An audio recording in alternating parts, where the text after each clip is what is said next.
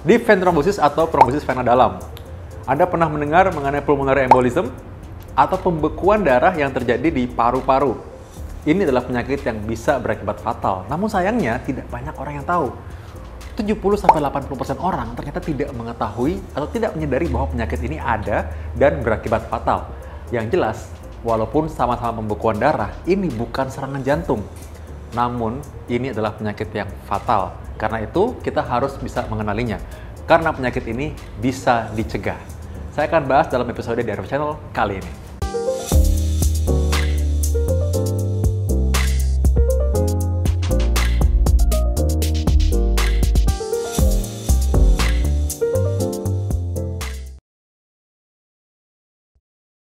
Orang-orang yang ada di rumah sakit sedang dirawat dan 3 bulan setelah dirawat pun bisa mengalami pembekuan darah. Dan ini harus disadari, harus dikenali gejalanya. Karena kita bisa cegah. Kalau orang-orang yang tidak menyadarinya, maka ini akan berakibat fatal. Apa sih deep vein thrombosis atau pulmonary embolism? Deep vein thrombosis atau pulmonary embolism ini adalah penyakit yang bisa berakibat fatal. Deep vein thrombosis adalah keadaan di mana terjadi pembekuan darah di pembuluh darah vena yang mengarah kembali ke jantung bagian kanan. Nah, bahayanya adalah ini terjadi pada orang-orang yang mungkin dirawat setelah habis operasi. Operasi tulang, operasi lutut, operasi tulang belakang, atau operasi-operasi lain yang tidak memungkinkan si pasien ini bisa olahraga atau exercise. Ketika dia hanya diam saja, tirah baring, bed rest di tempat tidur, maka dia akan menjadi risiko untuk ada pembekuan darah di pembuluh darahnya. Nah, ini yang berbahaya. Orang-orang ini mungkin saja tidak menyadari bahwa dia punya risiko ini.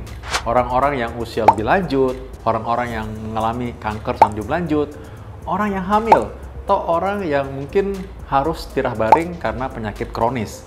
Nah, ini adalah orang-orang yang berisiko. Nah, ketika orang yang menunggu, atau mungkin orang-orang yang mungkin menjaga pasien, tidak menyadari juga bahwa ada terjadi perubahan di kakinya, maka risiko ini semakin berat. Apa sih bahayanya? Kalau pembekuan darah ini itu ada di pembuluh darah paru-paru yang berasal dari jantung, maka dia bisa menyebabkan orang sesak napas, saturasi menurun tiba-tiba, bernapas pasti menjadi berat dan bisa berakibat fatal. Yang bisa dicegah sebenarnya, karena itu kita harus tahu dari awal. Karena seharusnya kalau diberikan pengencer darah yang disuntik di perutnya, ini harusnya bisa menyelamatkan orang tersebut dan menghindarkan dari risiko yang fatal ini. Satu lagi, apabila orang-orang yang mungkin menjaga orang-orang yang di rumah, mungkin orang yang dirawat dengan cara home care, orang-orang yang mungkin lama di rumah bed rest, nah sebenarnya dia juga harus mengenali hal ini. Jadi bukan hanya pasiennya sendiri, tapi orang-orang yang di rumah pun harus tahu bahwa orang ini berisiko. Nah, kalau Anda lihat pasien seperti itu, jangan lupa untuk memeriksakan kakinya. Anda lihat, Anda singkap selimutnya, Anda lihat di bawah kakinya ada nggak perubahan. Biasanya kaki menjadi kemerahan, bengkak, ada terasa nyeri. Dan kalau misalkan ini terjadi, maka dia berarti mungkin saja ada bekuan darah di kakinya. Nah, ini kita harus segera laporkan ke dokter atau perawat yang merawatnya. Apabila ini sudah dibawa ke rumah sakit, maka di rumah sakit akan diperiksakan pemeriksaan darah untuk pembekuan darah, lalu kita bisa periksa USG pembuluh darah atau pemeriksaan CT scan. Namun di awalnya Anda harus mengenali terlebih dahulu. Karena sekali lagi bahwa dengan memberikan pengencer darah biasanya bisa disuntikkan di perutnya, atau setelah itu bisa dilakukan dengan pengencer darah yang diberikan secara oral atau diberikan boleh diminum, maka ini sebenarnya bisa menghindari dari kemungkinan yang fatal. Namun di rumah sakit, biasanya ketika dokter mengetahui bahwa Anda punya risiko ini, atau Anda punya riwayat pembekuan darah sebelumnya, atau Anda mengeluhkan terjadi pembengkakan di kaki, dan Anda memang didiagnosis atau dicurigai DVT, maka Anda akan diberikan pengobatan demikian.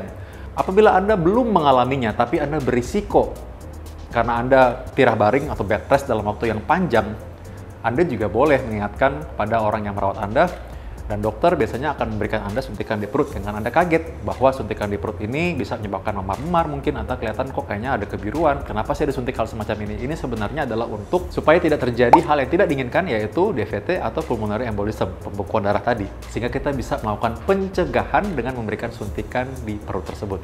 Jadi karena itu, sekali lagi, kenali orang-orang yang berisiko. Satu, orang-orang yang bed rest di rumah, orang-orang yang bed rest di rumah sakit, orang-orang yang sulit bergerak karena operasi, dan orang-orang yang mengalami penyakit kronis, orang-orang yang mengalami malignansi atau keganasan atau cancer, orang-orang yang mungkin tidak bisa bergerak karena suatu kondisi tertentu, maka ini adalah orang-orang yang harus kita perhatikan. Yang berikutnya, Anda harus ingat bahwa tanda-tandanya adalah kalau terjadi DVT atau deep vein thrombosis adalah ketika orang mengalami kakinya membengkak, kemerahan, atau terasa nyeri. Dan ketika Anda curiga bahwa ini mengalami pulmonary embolism, ketika dia sesak napas atau sulit bernapas dengan baik atau saturasi menurun mendadak, Anda harus segera beritahu ini pada dokter dan juga perawat yang merawat.